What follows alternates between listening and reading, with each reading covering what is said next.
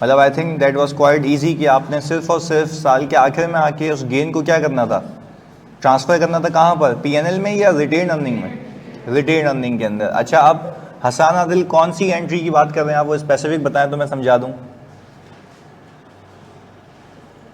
First question of quiz, उसमें क्या issue है बताएं, अभी डिस्कस करेंगे।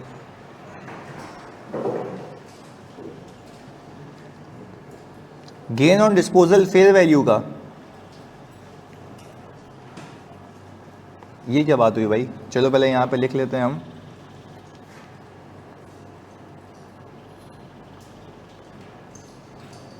फिर आगे लेके चलते हैं इसको। एंट्री नहीं बन रही थी बस भाई। मुझे एक बात बताओ, आखिरी सवाल की बात कर रहे हो तुम हसन, आखिरी सवाल की, सेकंड लास्ट सवाल की। चलो भाई सेकंड लास्ट कोई क्वेश्चन खोल ले क्विज वाला, 1 मिनट के लिए मुझे बता दो। पहला सवाल भी अलाया हम बता देते हैं। हाँ भाई, पहले हम सेकंड लास्ट की बात करेंगे। टोटल 3 क्वेश्चन थे ना, आई थिंक 4 थे, तो हम बात कर लेते हैं थर्ड क्वेश्चन की। हाँ भाई, उसके अंदर आपने शेयर्स कितने के एक्वायर किए थे, फेयर वैल्यू जल्दी बता दो। किया भाई होगा आप लोगों ने 54 पे। अच्छा, आपने इसके ऊपर पे की होगी कितनी, 2%, और वो इसका 2% कितना बनता है, 1.08। अच्छा, हमने ये कहा ये हमारी एक्विजिशन कॉस्ट हो गई ये 55.08। अच्छा, ये जब हमने परचेज किए हैं तो वो डेट कौन सी है, ये परचेज डेट है इसकी 2021। चलें जी, हमने ये कहा हमने नंबर ऑफ शेयर्स कितने परचेज किए हैं, 5000। तो आपने किया ये होगा कि सर इन्वेस्टमेंट हो गई होगी डेबिट, कैश हो गया होगा क्रेडिट, 55.08 इंटू 5000 कितना आ गया जी, 275,400। हाँ जानी, फॉर ट्रेडिंग पर्पस है। ओके जी, तो फिर हमने एक यहाँ पे गलती कर दी, हम यहाँ पे इसको हटा के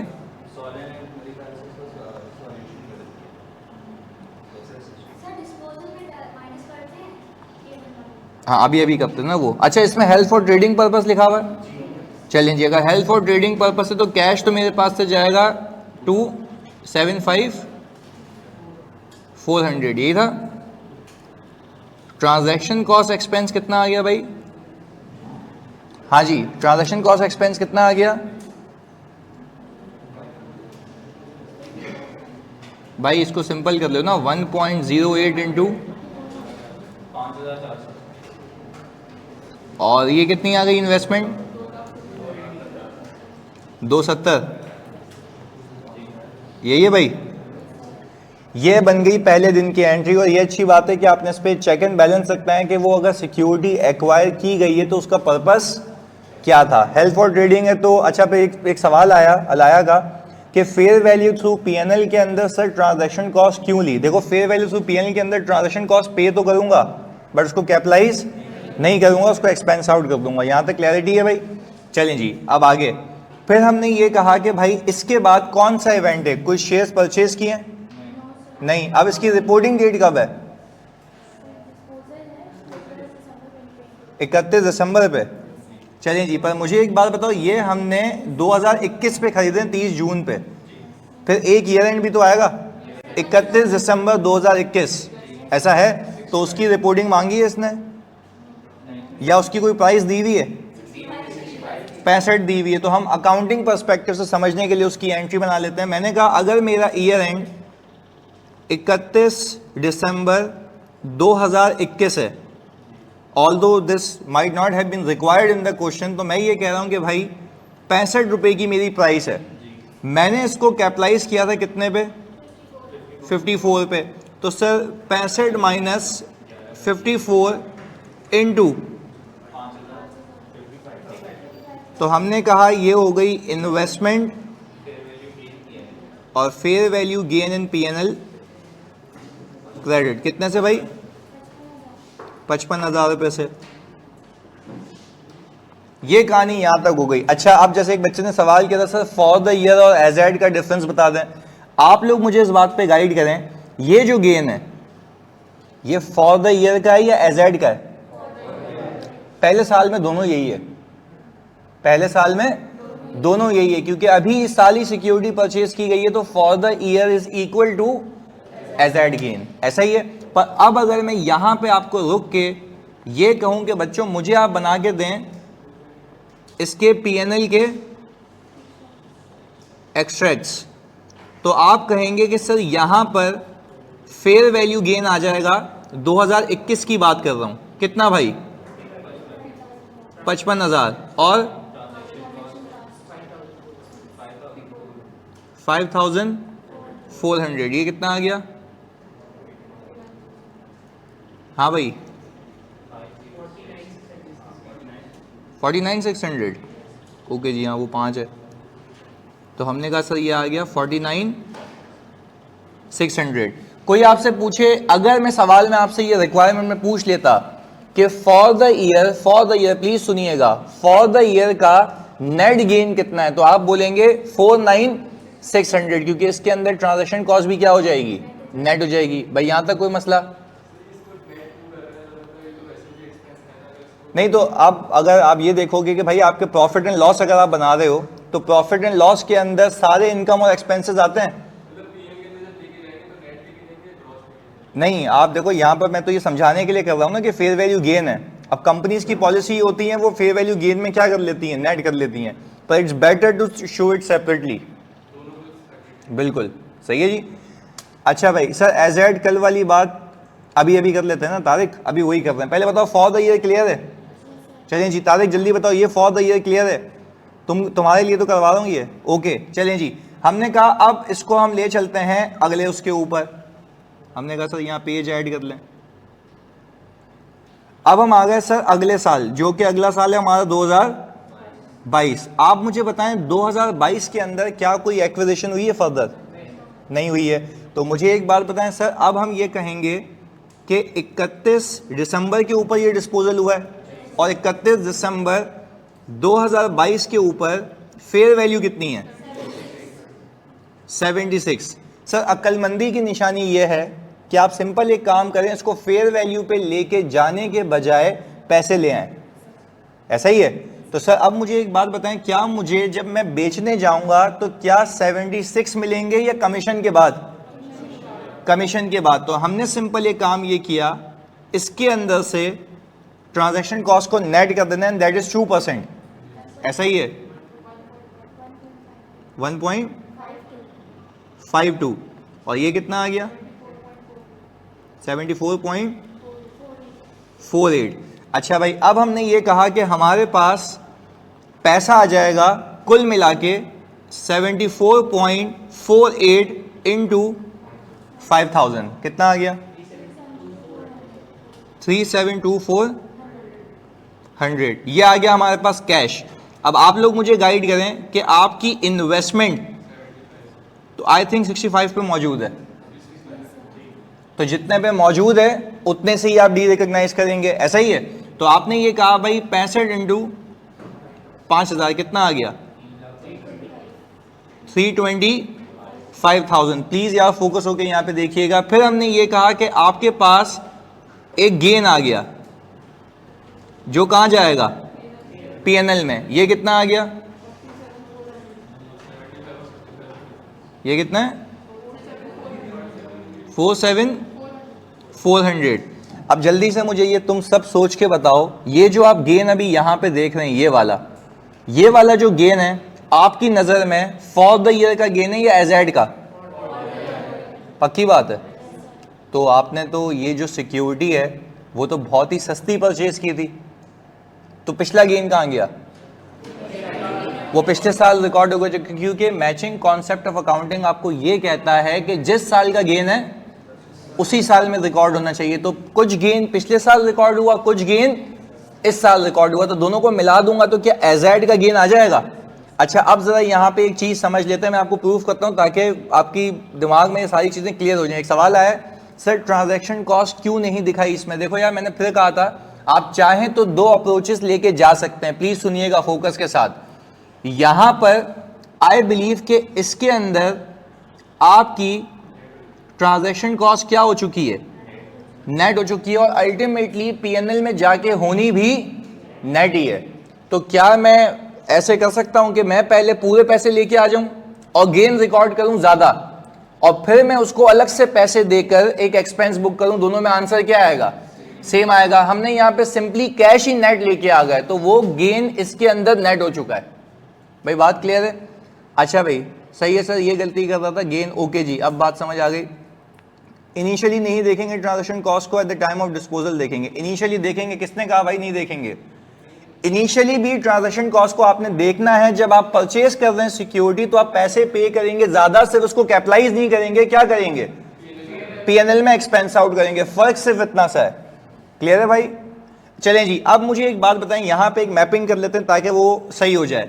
मुझे आप एक बात बताएं, हमने जब ये सिक्योरिटी परचेज की तो लास्ट ईयर का गेन कितना था? 49,600, ऐसा ही है भाई? हमने कहा 49,600 का जो गेन है वो किस साल का है? लास्ट ईयर का है। इसके अंदर अगर मैं फॉर द ईयर ऐड कर दूं 47,400 तो मुझे क्या मिल जाएगा? गलत। रिटेन अर्निंग में पहुंचने वाला गेन, और मुझे इसमें कुछ रिक्लासिफाई करवाने की नीड नहीं है, क्योंकि वो खुद ब खुद ऑटोमेटिकली पीएनएल से होके कहां चला जाएगा? क्योंकि जो भी चीज प्रॉफिट में गिरेगी वो कहां जाएगी? रिटेन अर्निंग में। पहले बताओ ये बात समझिए। देखो यार, रिपोर्टिंग पे काम करवाने का एक मकसद है। वो अब एग्जामिनर ये नहीं पूछता है डेबिट और क्रेडिट, क्योंकि उसको बखूबी पता है कि बच्चा रट्टा लगा के आता है। अब वो लॉजिकली पूछता है कि बताओ भाई इस साल का गेन कितना है, आज तक का गेन कितना है, कौन सी चीज रिपोर्टिंग के पर्सपेक्टिव से कहां मौजूद होगी। पहले बताओ ये बात क्लियर है?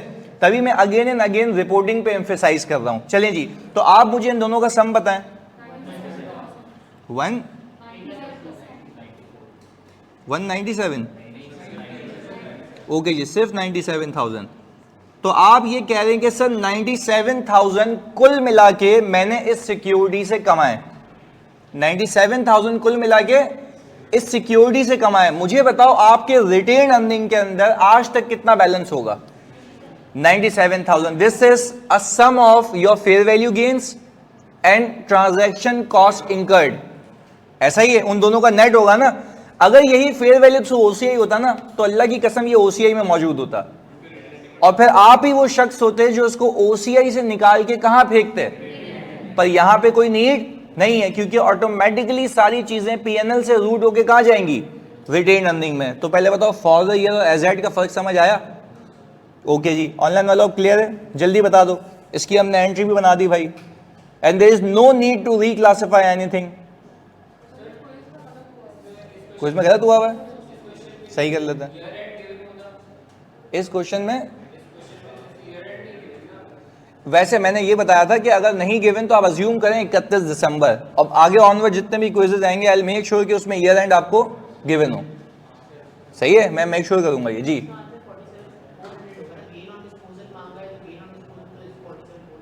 हाँ, अब आंसर को देख लेते हैं। अब सवाल की रिक्वायरमेंट को देखते हैं, आओ इस पे बात कर लेते हैं। अब मैं सवाल की रिक्वायरमेंट को देखूं तो उसने आपसे क्या पूछा था इस रिक्वायरमेंट में? गेन ऑन डिस्पोजल बताओ। तो डिस्पोजल के ऊपर गेन कितना है?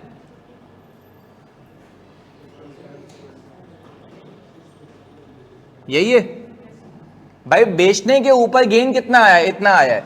क्योंकि आपसे अगर कोई पूछे, प्लीज सुनिएगा यार फोकस के साथ, आपसे अगर कोई पूछे कि आपने आज तक सिक्योरिटी से कितना कमाया तो जवाब दो 97,000। आपने बेचते वक्त कितना कमाया? 47,400। तो दिस इज द आंसर, वही था उसमें। तो gain on disposal of investment is this. बात समझ आ रही है? चलो वापस से रिक्वायरमेंट तीन तरीके से ब्रेक करता हूं। पहली रिक्वायरमेंट, आप मुझे ये बताएं पहले साल का फेयर वैल्यू गेन कितना है? 49, गलत। पहले साल का फेयर वैल्यू गेन 49,600 नहीं है, मैंने तभी डॉज किया, 55,000 है। अब देखो बच्चा क्या करता है, रिक्वायरमेंट को गलत पिक करता है। सुने वापस से, मैं आपसे सवाल करूं, मैं सवाल को खाली ट्विस्ट कर रहा हूं ना, चेंज कर रहा हूं। मैं आपसे सिर्फ ये पूछ रहा हूं पहले साल का फेयर वैल्यू गेन कितना है, क्या जवाब दोगे? पहले साल का नेट गेन कितना है? 49,600। बात याद रहेगी, पक्की बात है। चलिए जी, मैं आ गया अगले साल। मैंने कहा अगले साल नेट गेन ऑन डिस्पोजल कितना है? Net gain on disposal 47,400। Very good. और फिर मैं अगर यही बात कहूं कि अगले साल तक कुल मिला के कमाई कितनी है? 97,000। तो जैसी आपकी रिक्वायरमेंट होगी वैसा उसका जवाब होगा। क्लियर है? तो इसमें ख्याल रखिएगा, fair value gain, net gain, gain on disposal और एजेड गेन, तीनों में फर्क है जी। नहीं तो जब आप एक बात समझो ना, जब आप बेचने जाते हो तो ट्रांजैक्शन कॉस्ट भी उसका पार्ट एंड पार्सल है ना। नहीं समझे? देखो मैं एक चीज बेचने जा रहा हूं तो आप बोल रहे हो आपको बेचने पे कितना गेन आया, तो अपनी कॉस्ट को नेट करके बताओगे ना। फेयर वैल्यू गेन अलग है, देखो दो अलग चीजें हैं। फेयर वैल्यू गेन, भाई मुझे एक बात बताओ जल्दी से सारे बच्चे, फेयर वैल्यू गेन निकालते वक्त क्या ट्रांजैक्शन कॉस्ट का अमल दखल होता है? खुद सोचो, क्या अमल दखल होता है? फेयर वैल्यू गेन निकालते वक्त क्यों नहीं होता? क्योंकि उसमें ब्रोकर की इन्वॉल्वमेंट नहीं होती, उसमें ब्रोकर की इन्वॉल्वमेंट नहीं होती। तो जब मैं सिंपली आपसे पूछ रहा हूं कि बच्चों आप मुझे फेयर वैल्यू गेन बताओ, दैट मींस कि only fair value gain. When I am saying कि आप मुझे ये बताएं कि गेन और डिस्पोजल कितना है, तो आपका जवाब आना चाहिए जो बेचने पे नेट कमाया। क्लियर है? तो वो कॉन्सेप्ट क्लियर कर लिया हमने। भाई ऑनलाइन वालों और आप सब यहां तक बातें क्लियर हैं? हम एक एक डिटेलिंग कर रहे हैं इसकी, एक एक एंट्री की। जल्दी से भाई कंफर्मेशन दे दो ऑनलाइन वालों, जल्दी से सारे बच्चे भाई, फौरन से। क्वेश्चन 2 करा दूं, फजल कह रहे हैं। अच्छा भाई क्वेश्चन 2 में क्या था ये बताओ। हाँ भाई जल्दी से ये भी करा लो, जल्दी से 1 मिनट में। क्वेश्चन 2 ऑफ क्विज में क्या था भाई?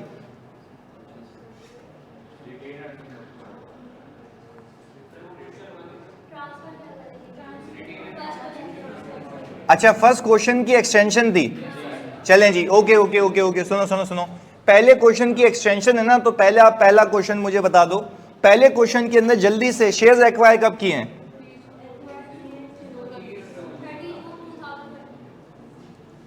20 पे।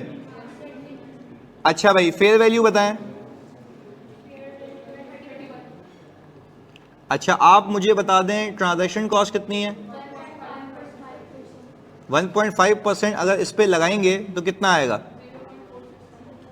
465। तो हमने कहा 31.465। क्लियर है? चलें जी। सर कल की पीडीएफ अपलोड नहीं हुई, हो गई? आई थिंक हो गई है, मैंने भेज भी दी थी, मैं वापस से चेक कर लेता हूँ। पर अभी ये तो कर लें जो आप पूछ रहे हैं मुझसे। इधर चलें भाई, कितने शेयर्स खरीदे? 10,000। तो आपने एक एंट्री बनाई होगी भाई, इन्वेस्टमेंट, डेबिट और cash. I hope fair value through OCI है। चलें जी, तो हमने कहा 31.465 इंटू 10,000, ये आ गया 31,465.0। अच्छा जी, अब पहले सवाल को अगर मैं कटा दूं और मैं ऑल टुगेदर पहुंच जाऊं दूसरे सवाल की रिक्वायरमेंट पे। इस सवाल के अंदर ये जो क्वेश्चन नंबर 1 था क्विज का, उसके अंदर क्या आपको रिपोर्टिंग डेट के ऊपर कोई फेयर वैल्यू दी हुई थी? रिपोर्टिंग डेट के ऊपर। तो मुझे आप एक बात बताएं, 31 दिसंबर कितनी है? 35 की फेयर वैल्यू है। तो हमने ये कहा कि भाई मैं ऑल टुगेदर 31.465 से उड़ के किस पे आऊंगा? 35 पे ऑन 10,000 शेयर्स। तो मैं एक एंट्री बनाऊंगा, इन्वेस्टमेंट और OCI क्रेडिट, कितने से? 35,350। अच्छा भाई अब मुझे आप लोग बता दें प्लीज, फेयर वैल्यू गेन कितना है? 35,350। क्योंकि इसमें कैपिटलाइजेशन ही ज्यादा पे हुई थी ना, तो मैं क्या कर सकता हूं, तो इसमें फेयर वैल्यू गेन कितना है? 35,350। और ये एजेड का है या फॉर द ईयर? दोनों। एजेड भी यही है क्योंकि एक ही साल हुआ है अभी तक। Very good. चलें जी, अब हमने कहा कि सर चलें इसको आगे लेके चलते हैं। अब इसको हम ये देख लेते हैं कि भाई अगले साल 31 दिसंबर 2021 पे हमने आई थिंक इसको बेचा है। 2022 में बेचा है, यानी 21 में भी चला है। चलो जी, तो हमने कहा फेयर वैल्यू कितनी है भाई? 40 की है, तो आपने ये कहा कि भाई आप ऑल टुगेदर 5 रुपए के गेन को कितने शेयर्स पे प्रोजेक्ट करेंगे? 10,000। तो ये आ गया इन्वेस्टमेंट डेबिट और ओसीआई क्रेडिट 50,000 से। आज तक का गेन बताओ।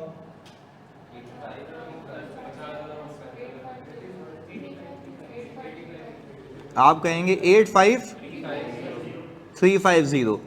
ये हम कह रहे हैं भाई एजेड गेन इन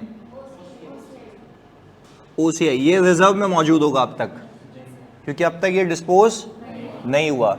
बात क्लियर है यहां तक? चलें जी, हमने कहा सर इसको भी हम सरपास करें अगर, तो हम आ गए अगले साल। हमने कहा 31 दिसंबर 2021, 22 हो जाएगा, ये 30 जून है, ओके जी। हमने कहा 30 जून 2022, इस दिन इसकी फेयर वैल्यू कितनी है? 43। ट्रांजैक्शन कॉस्ट की अमाउंट बताओ। 645। ये कितना आ गया जी? 42.355। चलें जी, हमने कहा भाई पहले तो आप कैश ले आए, तो आपने कहा 42.355 को अगर मैं 10,000 से मल्टीप्लाई करूं तो आंसर आएगा 42550 होगा ना, 423550, यही है ना? अच्छा भाई, इन्वेस्टमेंट को मैं उतने से निकालूंगा जितने पे वो कैरी हो रही है। आई थिंक वो कितने पे कैरी हो रही है? तो 4 लाख रुपीज पे। और हमने कहा भाई ओसीआई में गेन आ गया 235550। अच्छा, ये जो 235550 है ये फॉर द ईयर है, एज एट नहीं है। पर आप बताएं मुझे कि मुझे पता है कि आज तक जितना भी गेन है अब वो ओसीआई में होना, ओसीआई से निकाल के कहां फेंकूं? रिटेन अर्निंग के अंदर। तो अगर मैं सिंपली भी देखूं तो लास्ट ईयर तक का एज एड है 85350। 85350 के अंदर आप ये 23550 ऐड करें तो कुल मिला के आपने ओसीआई डेबिट 900 108900। सही, ये चला गया रिटेन अर्निंग में। क्लियर है भाई? सारे क्वेश्चन तो तुमने मुझसे सॉल्व करवा लिए, देने का फायदा क्या? चलो भाई, बात क्लियर है? अब से मैं ये करूंगा ताकि ये टाइम सेव हो कि जैसे ही क्विज हो जाए ना तो 12 बजे के बाद उसका सोल्यूशन भी डाल दूंगा ताकि आप अकॉर्डिंगली उसको मैच कर लें। फिर कोई कंफ्यूजन तो फिर देखेंगे। चलिए जी, गुड है भाई, वेरी गुड। अब हम सर शुरू कर लेते हैं सबसे खतरनाक और सबसे इंटरेस्टिंग, डेट सिक्योरिटीज। अब क्लियर हो गया भाई ऑनलाइन वालों सारे तरीके?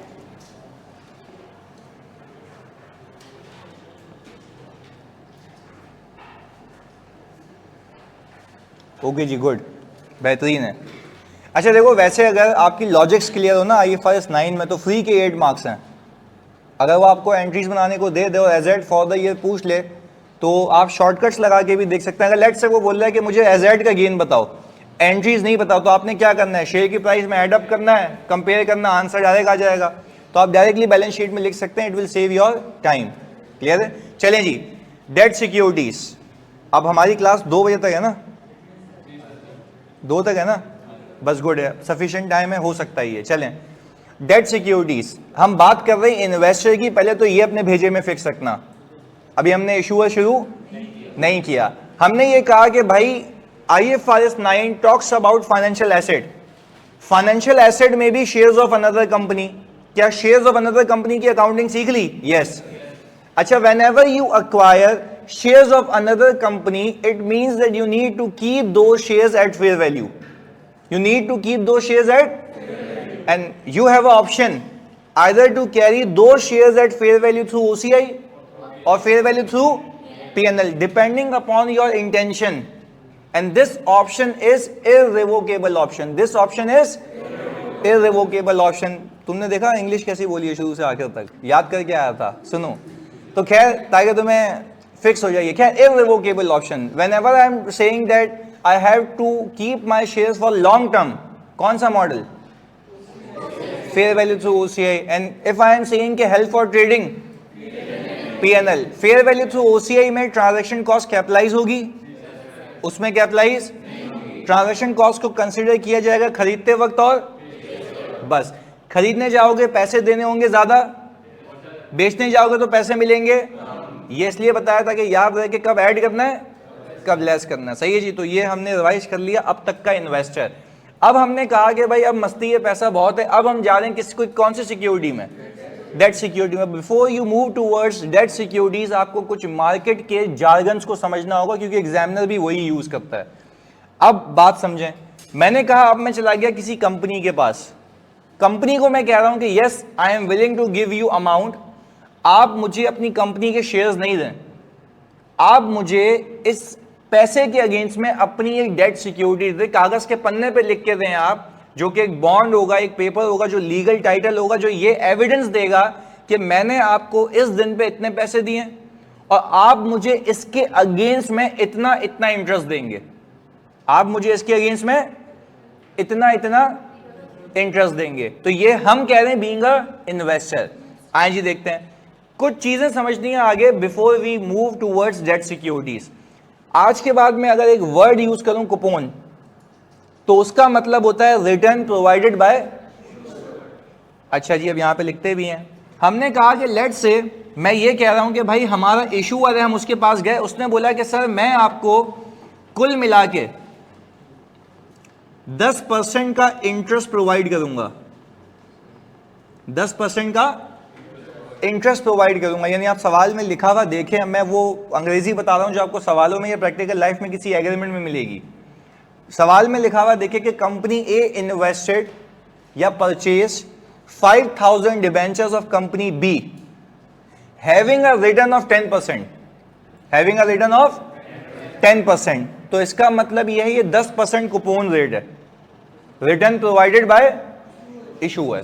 सही जी. मैं अगर ये कहूं company A purchase 5000 debentures of company be having a return of 10%, this means कि ये रिटर्न प्रोवाइडेड बाय इशूअर है, जिसको हम कहते हैं कूपन रेट.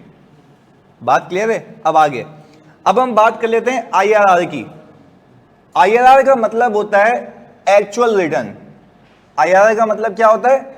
Actual return. अब मैंने जब अपने हिसाब से अपनी अकाउंटिंग के लिए ये रिटर्न कैलकुलेट किया, तो ये रिटर्न निकल के आता है 8%. सर ये तो आपने बड़ी बेवकूफों वाली बात की है, वो दे रहा है 10%, आप कह रहे हैं कि मुझे मिलेगा 8%. तो ये तो सर जरा अजीब सी बात है, उसको एक्सप्लेन करिए. इसलिए तो कह रहा हूं कि ये बड़ा इंटरेस्टिंग टाइप है और ये फॉर्म है डेट सिक्योरिटीज का. सुनिएगा बहुत फोकस के साथ. अब एक बच्चे ने कहा कि सर आईआरआर का मतलब बता दें. आईआरआर का मतलब होता है इंटरनल रेट ऑफ रिटर्न, और इसको हम अगर सीधी जबान में कहें तो असल रिटर्न. क्या मतलब है? असल, एक्चुअल रिटर्न. तभी मैंने यहां पे क्या लिखा हुआ है? Actual return. मैं भी आपको ब्रीफ करता हूं, प्रूफ करता हूं, ताकि ये लॉजिक क्लियर हो, फिर हम इसको इलस्ट्रेशन में कन्वर्ट करेंगे वापस से. सामने वाला बंदा कितने प्रोवाइड कर रहा है, मुझे असल में कितने मिलेंगे? अब इसको समझते हैं, इसको समझते हैं, प्लीज सुनिएगा. सामने वाले ने मुझे ये कहा, सामने वाले ने मुझे ये कहा कि भाई तुम मुझे पैसे दो फेस वैल्यू के हिसाब से. मैंने कहा भाई मुझे आप एक बात बताएं इशूअर, आपके एक बॉन्ड या डिबेंचर की वैल्यू कितनी है? प्लीज सुनिएगा, आपके एक बॉन्ड या डिबेंचर की वैल्यू कितनी है? उसने कहा भाई फेस वैल्यू है 100 रुपए, फेस वैल्यू है 100 रुपए. मैंने कहा भाई चलो भाई कोई मसले वाली बात नहीं, आप मुझे 1000 डिबेंचर दे दें, आप मुझे 1000 डिबेंचर दे दें. मैं इसको इससे मल्टीप्लाई करूं कितना आता है? 1 लाख रुपए. मैंने कहा ये लो 1 लाख रुपए और मुझे तुम इस पे सूद देना, इंटरेस्ट देना.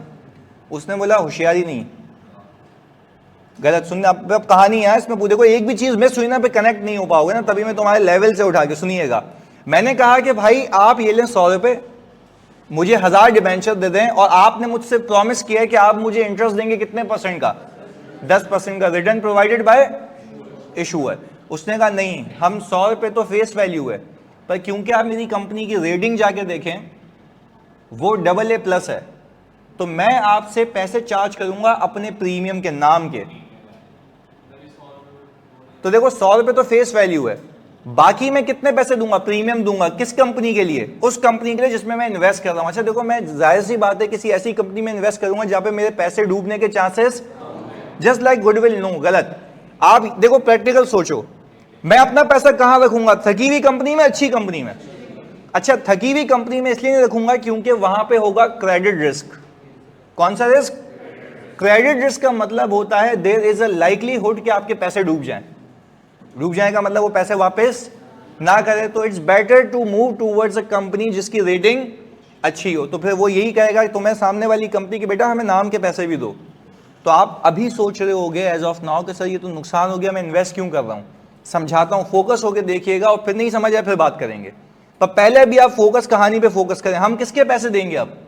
नाम के, और उसको हम क्या कहते हैं? प्रीमियम। आगे सुनिएगा, हमने ये कहा कि सर चलें भाई प्रीमियम ले लो। मैंने कहा भाई कितना प्रीमियम?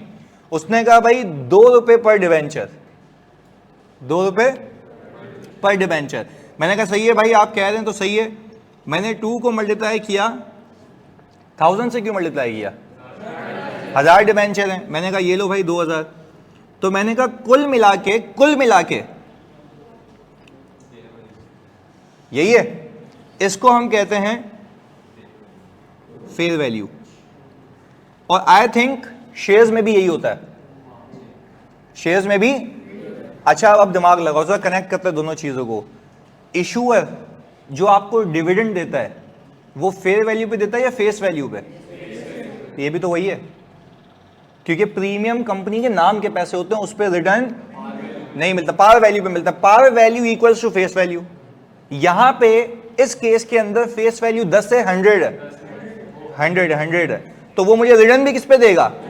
तो अच्छा अभी भी आपके दिमाग में ये, क्योंकि आप लोगों को सिंपैथी होती है ना कि यार ये तो गलत हो रहा है। गलत नहीं हो रहा, समझो, अभी समझाता हूं कि प्रॉफिट कैसे आएगा। सुनिएगा, मैं फिर बता रहा हूं, मुझे पैसे इन्वेस्ट करने थे, आइडल पैसा रखने से अच्छा मैं इसको कहीं इन्वेस्ट कर दूं। मैं चला गया किसके पास? कंपनी के पास। कंपनी से कितने डिबेंचर खरीदे? 1000। एक डिबेंचर की फेस वैल्यू कितनी है? 100 रुपए। मैंने कहा ये, उसने कहा भाई इतने नहीं, हमें ज्यादा पैसे चाहिए। ज्यादा पैसे क्यों मांग रहा है? प्रीमियम के। प्रीमियम कितना है? 2 रुपए पर डिबेंचर। हमने मल्टीप्लाई किया, हमने कहा 2000 रुपए मैंने एक्सेस दिए हैं। अच्छा अब बात चल रही है मेरी इशूअर से। इशूअर को मैं कह रहा हूं कि भाई मुझे एक बात बताओ, क्या आप मुझे, प्लीज सुनिएगा, अब ये कनेक्ट करना है, क्या आप मुझे ये जो मैंने आपको 2000 रुपए दिए हैं इस पे रिटर्न देंगे? उसने बोला निकल यहाँ से, बात ही नहीं करनी तेरे से। मैंने कहा अच्छा सुनो तो सही, क्या इस पे पैसे मिलेंगे? उसने बोला नहीं, ये मेरे नाम के पैसे हैं, आपको रिटर्न किस पे मिलेगा? 100 रुपए पे। मैंने कहा चलो मेक सेंस। अच्छा अब आप एक और बात तो सुने, आप मेरी तपे नहीं, आप सिर्फ मेरी बात समझें। एक और बात मैंने उससे कही, और मैंने ये कहा क्या आप मुझे ये 2000 रुपये वापस करेंगे? उसने फिर बोला निकल यहाँ से। बोला नाम के पैसे मतलब ये मैं वापस। अब ज़रा बात समझें। अब यहाँ पे हम एक कैलकुलेशन बनाते हैं ताकि आपको ये फिक्स करूँ मैं भेजे में कि चल क्या रहा है। मैंने कहा यार मुझे भाई, मैं क्योंकि अभी एक सीखा हूँ हिसाब किताब करना, मुझे आप एक बात बताएं, आपने मुझसे लिए 100 रुपये, कितने डिबेंचर्स पे? आपने कहा ये हो गया 1 लाख। आप मुझे कितना देंगे? 10%। कितने सालों के लिए? 3 सालों के लिए। कितना आ गया? 30,000। मैं कह रहा हूं मुझे सीधा सीधा हिसाब बताओ, मैं इतने कमाऊंगा। उसने बोला नहीं, इतने नहीं कमाओगे, जो 2000 रुपये तुम दे रहे हो मुझे वो तुम्हारा बाप माइनस करेगा, यहां से नहीं मिलेंगे वापस।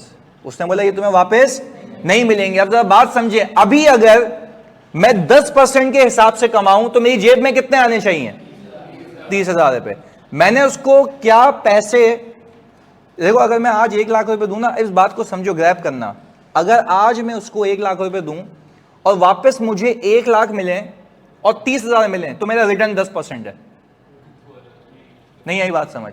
सुनो, आज अगर मैं उसको कितने दूं और मुझे सूद कितना मिले? 10%, इक्वलेंट टू 30,000, कितने सालों में? तो मेरा रिटर्न परसेंटेज वाइज 10% है। मेरा रिटर्न परसेंटेज वाइज 10%। अगर ये हालात वाकया तो जितने पैसे दे रहा हूं उतने वापस मिले और एक सूद मिल जाए तो रिटर्न कितना है? 10%। पर सामने वाला मुझे समझाने की कोशिश कर रहा है कि भाई आप मुझे दे रहे हो 1 लाख रुपए नहीं, 1,02,000। तो टेक्निकली ये जो 2,000 है ना, ये भी आपका एक्सपेंस है।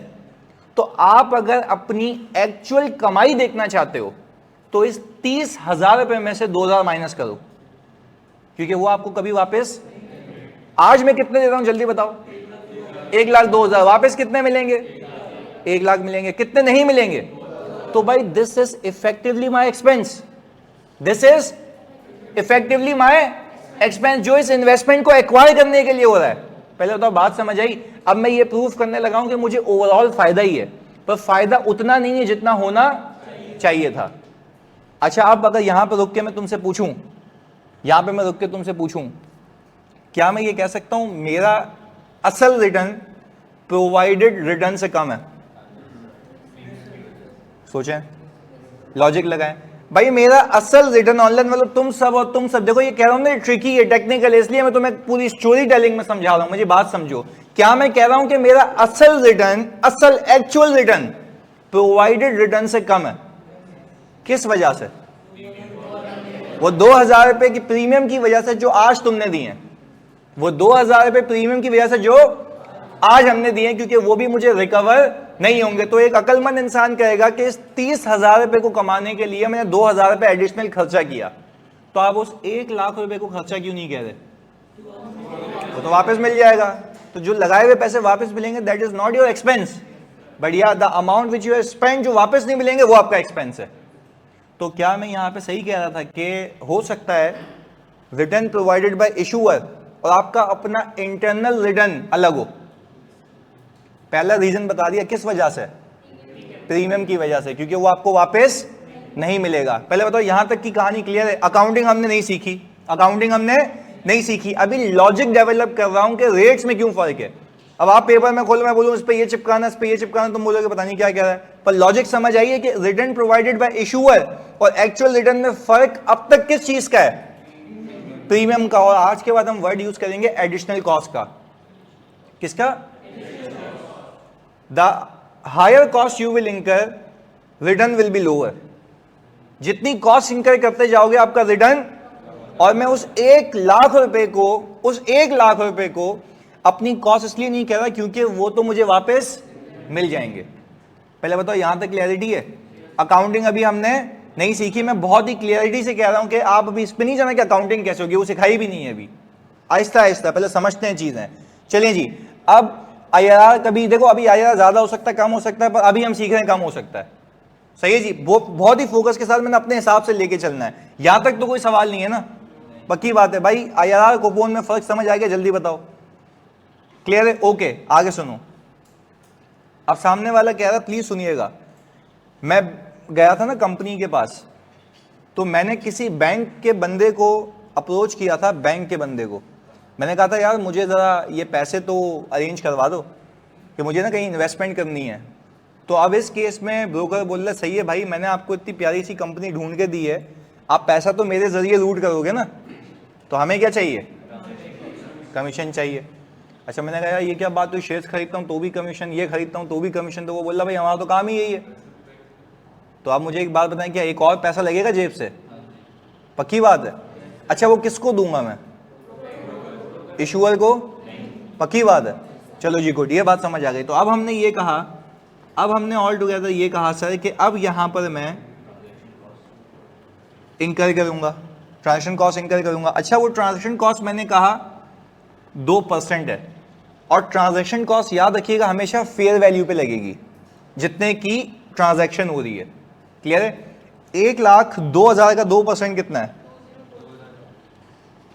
2040। इसका सम बताओ।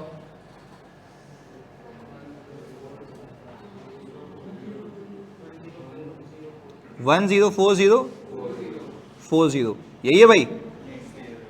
अच्छा भाई, अब प्लीज मुझे इस बात का जवाब दें। अब यहां पे हम इसको लिखते हैं इस तरीके से, भाई हमने कहा ये वाली जो अमाउंट हमने निकाली है ना अभी एज ऑफ नाउ, ये है वो पैसा जो मेरी जेब से गया है, ये है वो पैसा जो मेरी, पर बातों बातों में हमने एक चीज सीख ली है। मुझे तुम सब देख के बताओ फोकस के साथ, मुझे रिटर्न किस पे मिलेगा? 1040 पे, 1 लाख पे। यानी सर अब आप इस बात को ये समझें कि आपके पास अब कुछ सीन ऐसा हो गया है, ये पैसे आपने दिए हैं किसको? ब्रोकर को। ये भी टेक्निकली आपका एक्सपेंस है। ये पैसे आपने दिए हैं इशूअर को, ये भी आपका क्या है? अच्छा मैं एक्सपेंस लिए कह रहा हूं क्योंकि ये पैसे वापस नहीं मिलेंगे। अच्छा व्हाट इफ आपको इशूअर कह देता कि आज दे दो वापस भी ले लेना, तो फिर आप ये समझ लें कि ये आपका एक्सपेंस, पैसे जाते तो सही पर इसका आपके आईआरआर पे कोई इंपैक्ट। अच्छा लॉजिकली बात करते हैं, आप थोड़े जार्गन्स को इस्तेमाल करते हैं। कहना से कि अगर मेरे पास ट्रांजैक्शन कॉस्ट नहीं हो और प्रीमियम नहीं हो, मेरा आईआरआर कूपन सेम होगा, ऐसा है? मेरा एक्चुअल रिटर्न और प्रोवाइडेड रिटर्न, चलो अब तुमसे पूछता हूं, मैं एडिशनल कॉस्ट इंकर करता रहूंगा तो समझो ये जो है ये कूपन है और ये आईआरआर है। एडिशनल कॉस्ट इंकर करने से आईआरआर, क्योंकि एक्चुअल रिटर्न कम होता रहेगा। That is the logic behind this कि भाई आईआरआर अलग चीज है, कूपन अलग चीज है। यहां तक कोई मसला? पक्की बात है। इसको कॉपी करो फिर आगे लेके चलते हैं जल्दी से।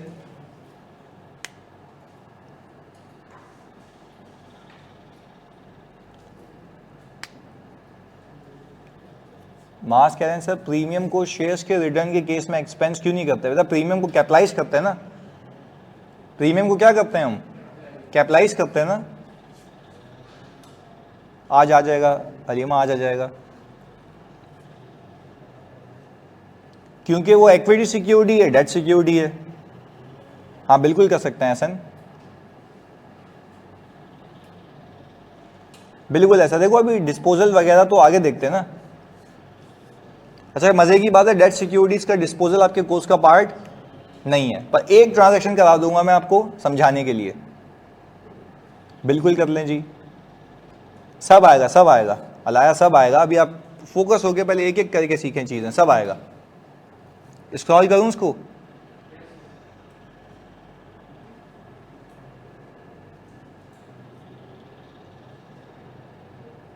हाँ फेयर वैल्यू पे अप्लाई होगी ट्रांजैक्शन कॉस्ट हमेशा। नहीं लिख सकते था ऐसे, कोई चेंज नहीं है भाई था।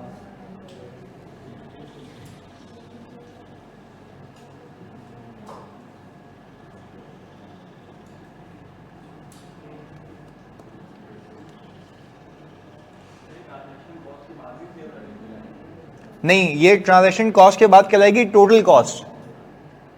हाँ भाई इसको हम क्या कहेंगे? 1040 को फेयर वैल्यू ही है या total cost of acquisition? Total cost of acquisition, क्योंकि इतने पैसे आपकी जेब से लगे हैं।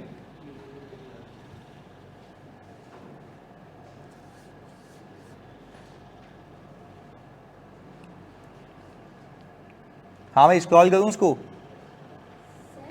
जी सब सब आएगा, सब आएगा। अभी तो हम पहले सिर्फ ये समझ रहे हैं कि इसके अंदर जो वर्ड्स यूज होते हैं वो क्या है, उसका मतलब क्या है। मैंने बुक नहीं सेंड की, मैंने पहला चैप्टर सेंड किया है।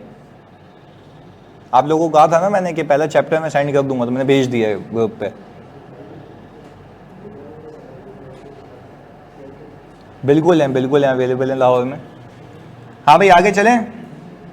अच्छा इधर देखिएगा, अगर मैं आपसे पूछूं वैसे ही तो आपका ये जो 30,000 रुपए है ये रिटर्न प्रोवाइडेड बाय इशूअर है। हम यहां पे लिख भी देते हैं, यह है sir return provided by issuer. अच्छा इसमें से अगर मैं लेस करूं, अच्छा मैं अभी कमाई चेक कर रहा हूं कि असली कमाई कितनी है, तो क्या मैं कह सकता हूं कि मैंने जो प्रीमियम पे किया है वो कितना है? 2,000 रुपये। इसमें से मैं अगर लेस करूं वो कितनी है? तो नेट कमाई कितनी है? 25। अच्छा अब खुद एक दिमाग लगाओ यहां पर, सोचो जरा फोकस के साथ। आप अगर 30,000 कमाते तो परसेंटेज वाइज रिटर्न कितना होता? और अगर 30,000 रुपए से कम कमा रहे हो तो क्या मतलब लॉजिकल बात है कि आपका रिटर्न 10% है या उससे कम है? जब उससे कम है तो you can safely say that your internal return is lower than the provided return just because of the additional cost which we have incurred. वो कितनी है?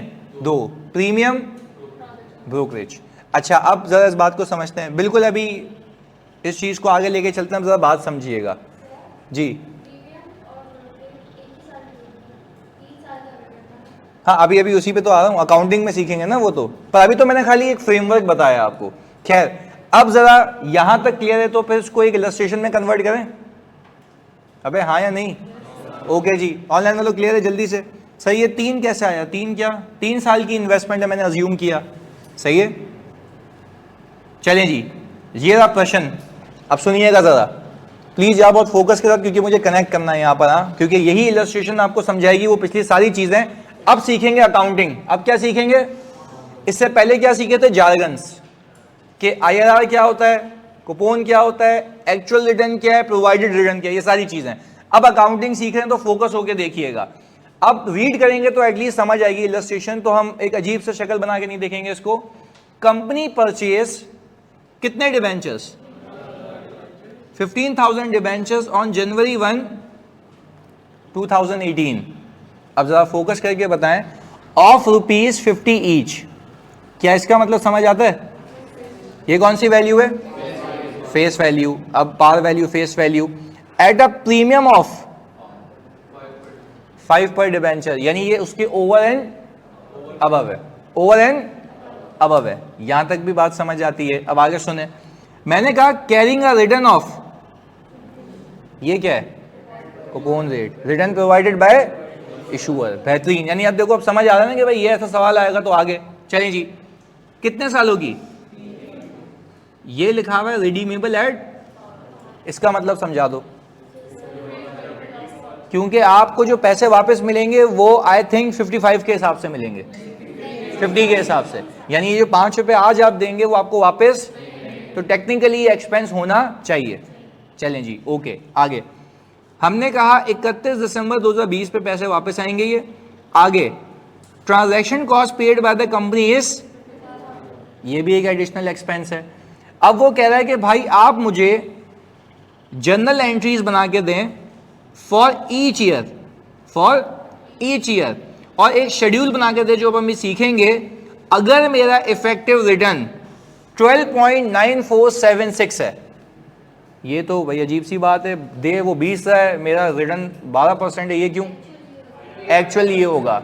और ये एग्जाम में आपको निकालने की नीड नहीं है, क्योंकि ये एक्सेल के मॉडल से निकाला जाता है कैश फ्लोज को प्लॉट करके कि ये पैसे हैं, इतने टाइम में मिलेंगे, इतना इतना एक्सपेंस होगा, तो असल में कमाई कितनी होगी। तो ये आपके कोर्स का पार्ट नहीं है। सही है जी। हाँ, अगर नॉलेज के लिए सीखना होगा तो मैं तुम्हें एक वीडियो बना के दे दूंगा ताकि तुम ये सीख लो कि आईआरआर निकलता कैसे है, अगर कहीं और काम आए। पर खैर अभी एज ऑफ नाउ FAI2 के लिए तुम्हें आईआरआर की कैलकुलेशन की रिक्वायरमेंट नहीं है। सही है जी। होती तो मैं यहाँ पे भी सिखा देता। चलें जी आगे। अब हमने ये कहा कि सर आए जी अकाउंटिंग पे फोकस करें इसकी। सबसे पहले फोकस होकर देखना, यहाँ पर आप मुझे बताएंगे, मैं यहां पर फेस वैल्यू की बात कर रहा हूं। हाँ जी, फेस वैल्यू कितनी? 50 है, तो 50 इंटू कितना आ गया जानी? 550, 750। ओके जी सर, ये आ गया हमारे पास 750। हमने इसके अंदर ऐड किया प्रीमियम, ये आ गया भाई 70।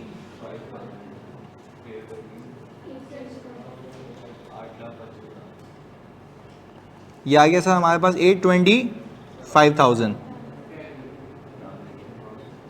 ये आ गई हमारी फेयर वैल्यू।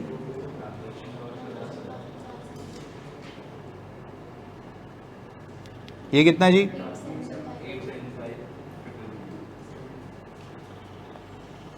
ये हमारी आ गई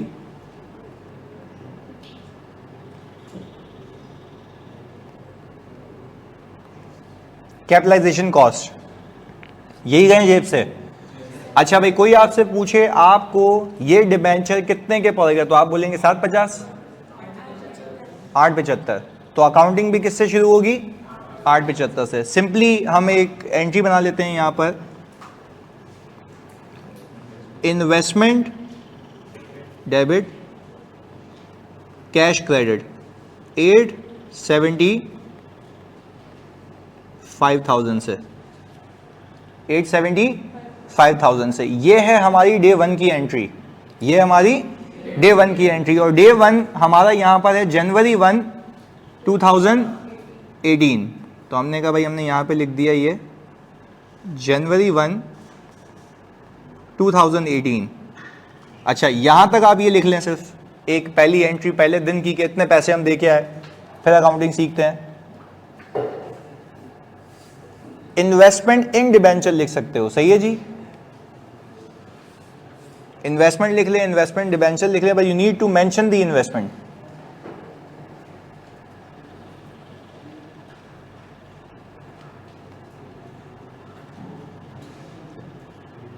हाँ जी, यहां तक हो गया।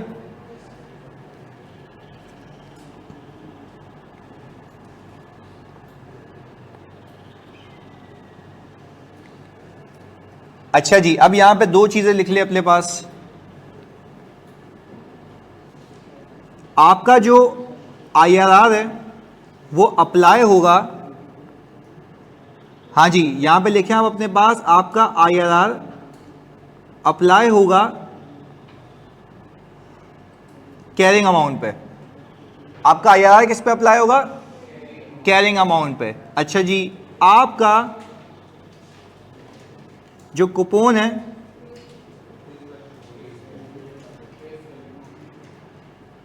वो फेस वैल्यू पे अप्लाई होगा।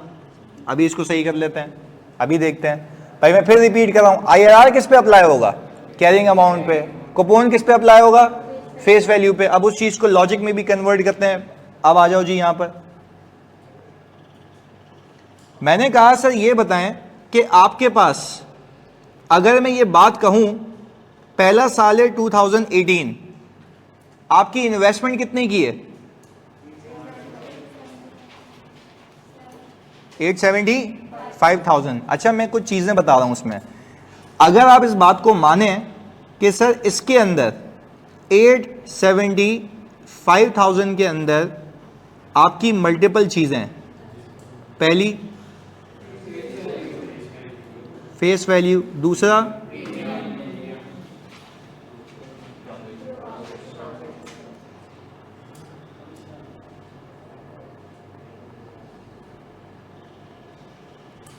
तीसरी ट्रांजैक्शन कॉस्ट। यार मैं बहुत फोकस होकर देखना है इस चीज को, पहली इलस्ट्रेशन है क्योंकि इसी के आगे बेस बननी है। और आप 10 बार पूछे मैं आपको रिपीट करके बताऊंगा, बस को क्रिटिकली टेक्निकली समझ लेना, रटा नहीं लगाना। मुझे लगता है कि ये जो दो पैसे हैं ना, ये मुझे वापस नहीं मिलेंगे, तो ये होंगे एक्सपेंस आउट, ये होंगे, पर अभी हुए हुए कैपिटलाइज। एक बच्चे के दिमाग में सवाल आता है ना कि सर आपने तो कहा था ये एक्सपेंस है। अब इस बात को समझो जो मैं अभी बोलने वाला हूं, ये एक्सपेंस तो है, पर इस इन्वेस्टमेंट का बेनिफिट कितने साल है? तो ये एक्सपेंस आउट भी 3 सालों में होंगे, ये एक्सपेंस आउट भी 3 सालों में होंगे। क्योंकि रीजन बीइंग, आप अगर इसको डे 1 पे एक्सपेंस आउट कर लेंगे तो आप ये कह रहे होंगे इसका फायदा कितने साल का है? 1 साल का। तो दैट इज द रीजन कि आज मैंने इसको कैपिटलाइज किया और इसको over the period of investment, over the period of expense out करूंगा। कैसे करूंगा वो अभी सिखाता हूं। यहां तक क्लैरिटी है? चलिए जी, यानी अब आप मुझे एक बात बताएं, आपने आज अपनी जेब से 875,000 दिए हैं, जिसमें से आपको वापस कितने मिलेंगे? Face value. दैट मींस कि ये जो प्रीमियम की अमाउंट है, प्रीमियम की अमाउंट है जो 75,000 है, और ये 50,000 है, ये क्या हो जाएंगे? एक्सपेंस आउट हो जाएंगे। तो अभी देखते हैं ये किस तरीके से एक्सपेंस आउट होता है। बात क्लियर है? चलिए जी आगे। अब हमने ये कहा भाई, इसको सही कर लेते हैं, सिर्फ ये दोनों। चलें जी, अब हमने कहा कि भाई हमारे पास ओपनिंग ये था, हम लगा रहे हैं इंटरेस्ट इनकम। क्या रिकॉर्ड कर रहे हैं भाई? Interest income. हमने कहा भाई हमारी इंटरेस्ट इनकम जो है 12.9476। सामने वाला दे कितना रिटर्न, जल्दी बताओ? 20%। मैंने यहां पे रेट क्या लिखा है? अब लॉजिक बताता हूं, सुनिएगा, बहुत अहम लॉजिक है, इसको पिक करना है बस आपने। IRR एक्चुअल रिटर्न था, और अल्लाह की कसम आईआरआर के एक्चुअल रिटर्न होने का मतलब यह है कि इसके अंदर सारी इंक्रीमेंटल कॉस्ट नेट हुई हुई है। तो आप अगर इस रेट को यूज करके इनकम बुक करोगे तो उसमें एक्सपेंस ऑटोमेटिकली नेट, आपको पंचायत ही नहीं करनी। दैट इज वाई मैंने ऊपर लिखा था कि आईआरआर किस पे लगेगा, कैरिंग अमाउंट पे।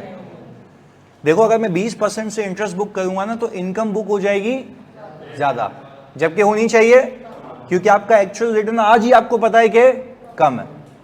बात क्लियर है? अच्छा, यानी अब एक और चीज कंक्लूड करते हैं। आईआरआर इंक्लूड्स, प्लीज सुनिएगा, एक बहुत अहम बात बता रहा हूं, IRR includes your income and additional expenses. IRR includes your income and additional expenses plus time value of money. Plus, क्योंकि आप में से कोई शख्स उठे और मुझे बोले कि सर आप इस इन्वेस्टमेंट के अंदर जो ट्रांजैक्शन कॉस्ट कैपिटलाइज हुई है उसको स्ट्रेट लाइन पे क्यों नहीं एक्सपेंस आउट कर रहे? मैं बोलूंगा because of time value of money. तो वो आप IRR के जरिए करेंगे, क्योंकि IRR के अंदर टाइम वैल्यू ऑफ मनी भी है, इनकम भी है, एक्सपेंस भी है। तो अगर IRR को यूज करके मैं इनकम बुक करूंगा तो वो नेट ऑफ एक्सपेंसेस होगी या ग्रॉस होगी? नेट ऑफ एक्सपेंसेस होनी भी क्या चाहिए? नेट ऑफ एक्सपेंसेस, क्योंकि इफेक्टिव इनकम वो है। पहले तो बात क्लियर है, जानी पीछे क्लियर है? ओके जी, ऑनलाइन में तो जल्दी से पहले ये बता दो ताकि फिर हम आगे बढ़े। इसको जल्दी से बताओ, जल्दी से जी। अच्छा भाई, इस प्लीज आपसे रिक्वेस्ट है, उंगलियां सही चलाना, कैलकुलेटर पे जलील नहीं करवाना, आखिर में आंसर मैच करना है। मैंने सही पता लगा, आगे गलत लेके जाओ मेरे को। इधर 875,000 पे 12.9476% कितना आता है? 113,291.5। हमने कहा चलें सर ये भी हो गई बात। हमने कहा सर आप यहां पे लिखें आपके पास कैश कितना आया। सर कैश ऐसे निकलेगा 7,50,000 पे 20%, 20 था ना, 750 पे 20 कितना? 150, यही है। चलिए जी, अब आपके पास आ जाएगा क्लोजिंग। मैं इस पूरे शेड्यूल को प्रूफ करूंगा, आप खाली ये समझें, एक एक करके समझा रहा हूं मैं। अच्छा, आप सिर्फ कैलकुलेटर पे एक काम ये करें प्लीज, यहाँ पे पहले एक एंट्री बना लूं, मैं इधर जाके बनाऊंगा एंट्री में। मैंने कहा मैं एंट्री बना रहा हूं 31 दिसंबर 2018 पे। बात समझिएगा, बहुत फोकस किताबी लिखना बंद। इधर देखो सब, मैं चला गया किसके पास? इशूअर के पास।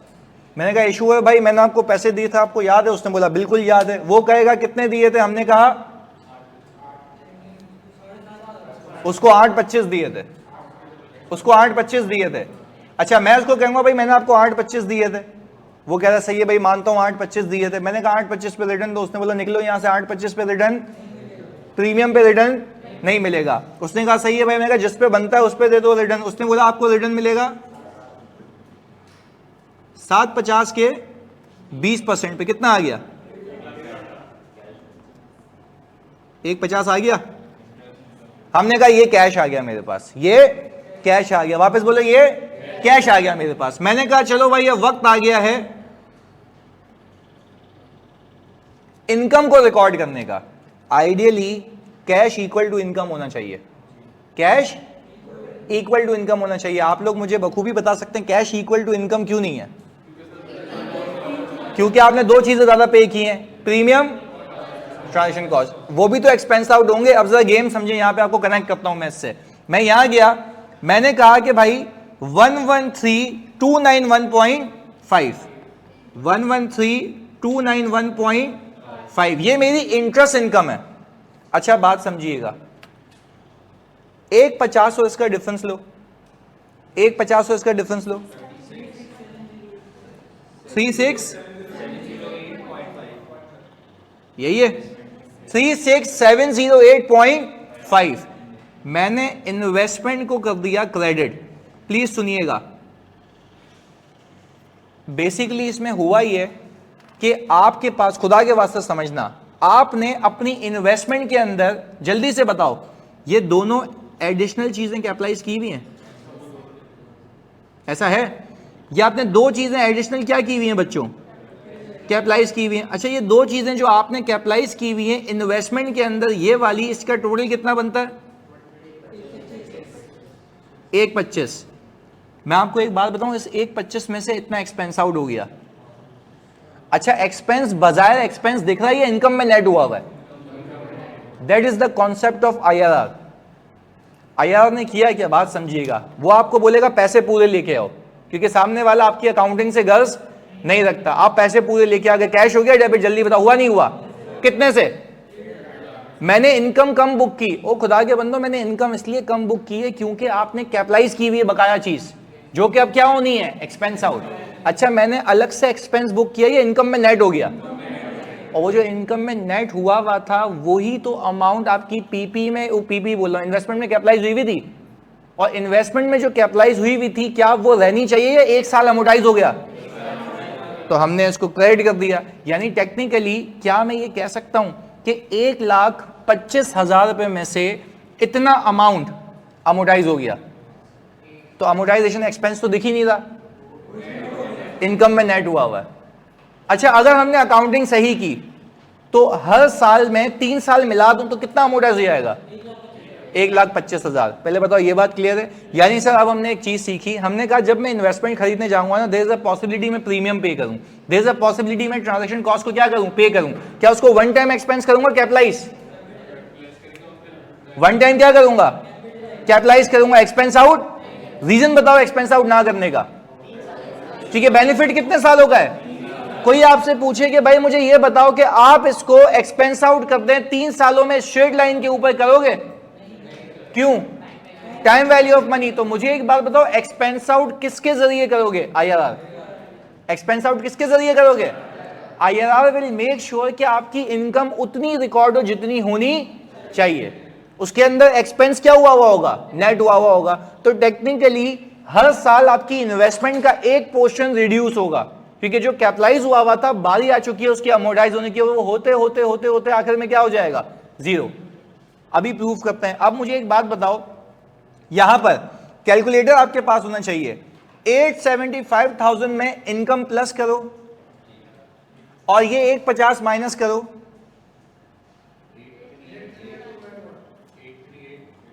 838,291.5। अच्छा भाई सर, अब हमने ये कहा कि 838,291.5। अच्छा, आप ओपनिंग और क्लोजिंग का डिफरेंस लो सिर्फ, प्लीज। ओपनिंग और क्लोजिंग का डिफरेंस लो। 36,708.5। टेक्निकली उस पूरी कैपिटलाइज अमाउंट में से इतना एक्सपेंस हो गया। और एक्सपेंस अगेन पूछ रहा हूं, एक्सपेंस के नाम से दिख रहा है ये इनकम में नेट किस रेट के जरिए? IRR के जरिए। This is your actual return. पहले बताओ, यहां तक क्लैरिटी है? पक्की बात है? इस एंट्री को कॉपी करो तो फिर अगले साल चलें जल्दी से जी। हमेशा बैलेंसिंग फिगर। देखो, अलग से करने का भी तरीका है, उसके लिए आपको पता है 2 शेड्यूल बनाने पड़ेंगे, तो वो फिर जिंदगी निकल जाएगी उसमें। सही है, मैं दिखा देता हूं। सर IRR रेट्स में टाइम अपोर्शन भी होगा, प्रीमियम और ट्रांस, बिल्कुल ऐसा ही है सर। माइट भी पॉसिबल कि फेस वैल्यू भी वापस ना मिले, तो बेटा फिर क्या देगा तुम्हें वापस? ये कह रहा है अहमद, कह रहा है कि भाई जो पैसे फेस वैल्यू दे के आया ना, वो बोले ये भी वापस नहीं दूंगा। तो भाई तुम्हारी इन्वेस्टमेंट करने का कोई फायदा है? नहीं। इसमें तो फायदा इसलिए क्योंकि हाँ मैं कमा तो रहा हूँ, उतना नहीं कमा रहा जितना कमाना चाहिए। ऐसी बात नहीं कर यार। हाँ, ये हो सकता है कि फेस वैल्यू इसलिए ना मिले कि सामने वाला भाग जाए, तो उस केस में आपका वो बैड डेट हो जाएगा। सही है अहमद?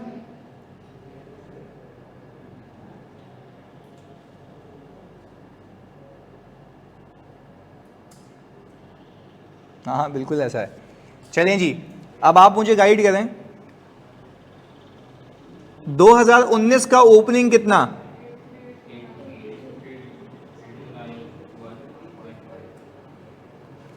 यही है। अच्छा, अब आप इंटरेस्ट किस पे लगाएंगे, पुरानी वैल्यू पे या इस न्यू वैल्यू पे? इस न्यू वैल्यू पे। तो अब मुझे बताएं कि 12.9476%, इसको अगर मैं करूं 108.53.6 अच्छा एक सवाल आया अली हसन का, सर टाइम अपोर्शन से तो 1/25 डिवाइड बाय 3 करेंगे तो ये होता है। देखो मैं फिर रिपीट कर रहा हूं, मैंने आपको मना किया ना, 1,25,000 को 3 से डिवाइड करूंगा तो स्ट्रेट लाइन हो गया ना। हमें इसको अमोर्टाइज सिर्फ स्ट्रेट लाइन पे करना है, ये with time value of money, with time value of money. तो with time value of money वो एक साल का इतना बनता है 36708। क्लियर है अली हसन? आप स्ट्रेट लाइन पे कर रहे हो, वो तो करना ही नहीं है ना। सही है अली हसन? ओके चलें जी, मुझे बताओ पैसे कितने आएंगे? 150 ही आएंगे। और सर अब अगर मैं यहां पर आकर 31 दिसंबर 2019 पे ये कहूं कि भाई हमारे पास कैश आ गया 1,50,000, इंटरेस्ट इनकम 108,538,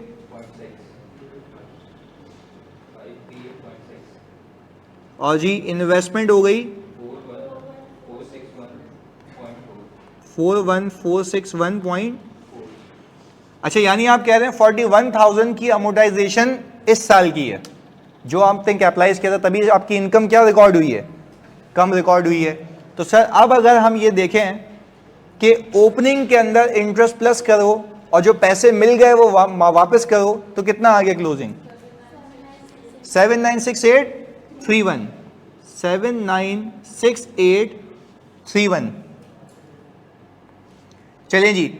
अच्छा अब मैं आपसे रिक्वेस्ट ये करूंगा कि आप अगर सिर्फ एक काम करें, कैलकुलेटर निकालें और 838291.5 में से सिर्फ ये अमोर्टाइजेशन माइनस कर दें तो क्लोजिंग पे पहुंच जाएंगे। करके देखें, 838291.5, 838291.5 माइनस 41461.4, यही आता है 796831। तो ये अमोर्टाइज होने के बाद बची हुई है। कितने साल अमोर्टाइजेशन हो गई? 2 साल। अच्छा मेरा ये मानना है कि आखिर में 750 बचना चाहिए। जीरो क्यों नहीं हो रहा सर? 750 तो मिलेंगे ना, तो वो वहां तक पहुंच के रुक जाएगा और वो आप पैसे ले आएंगे। क्लियर है? तो हमने ये कहा कि भाई 2020 के अंदर 796831 इस पे लगा दें इंटरेस्ट 103। अच्छा भाई आपने कहा ये आ गया आपके पास 150 और क्लोजिंग आ गया 750। देख लो ये यार है,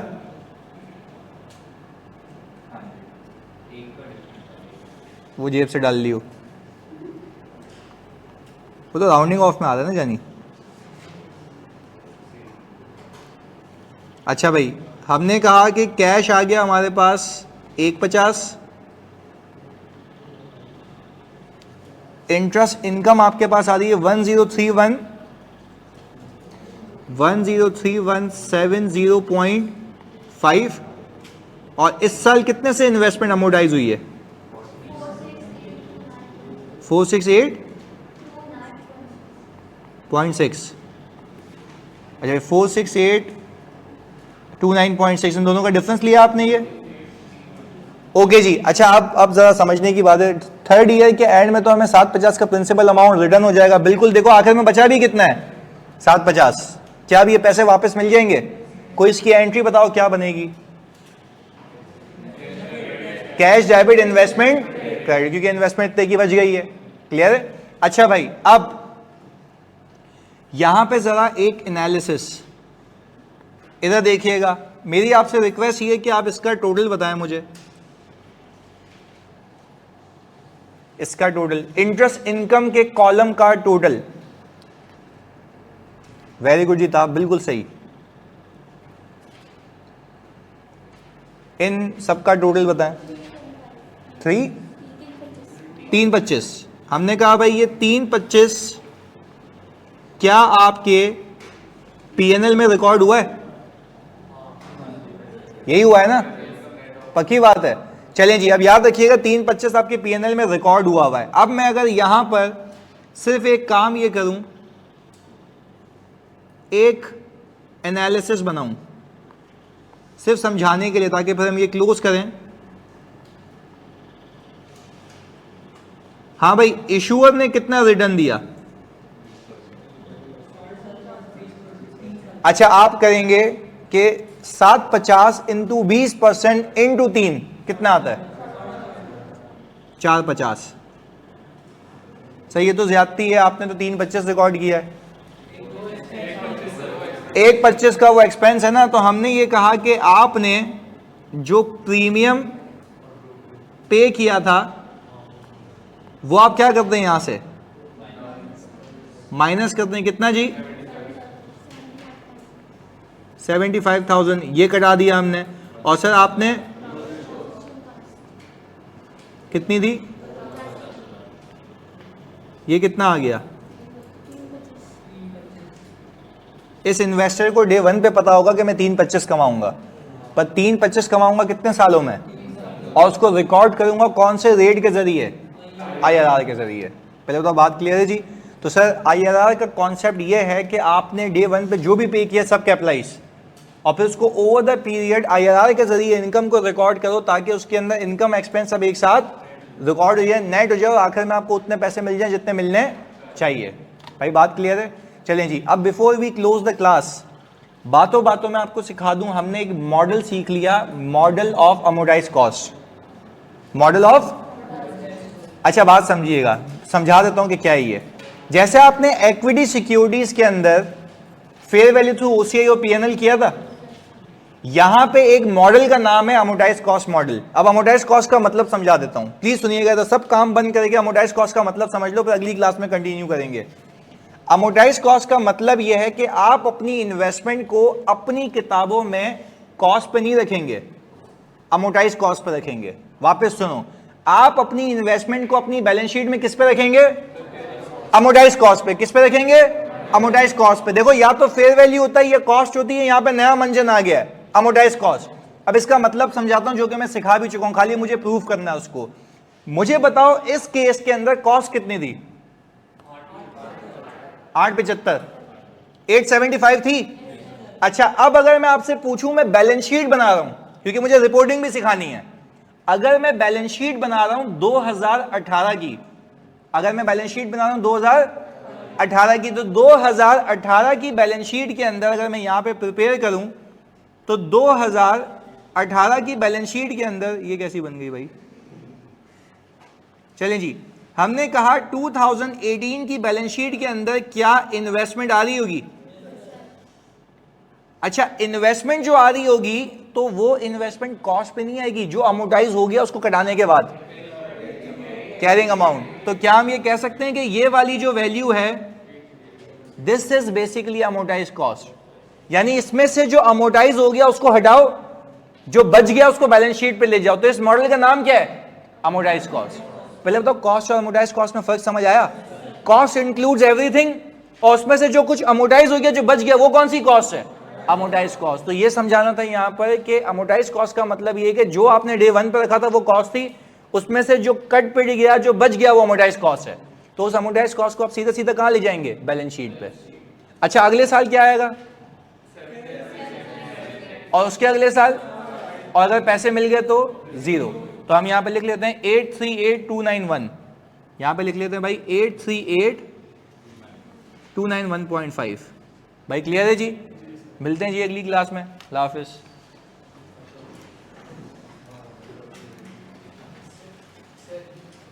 हाँ जानी।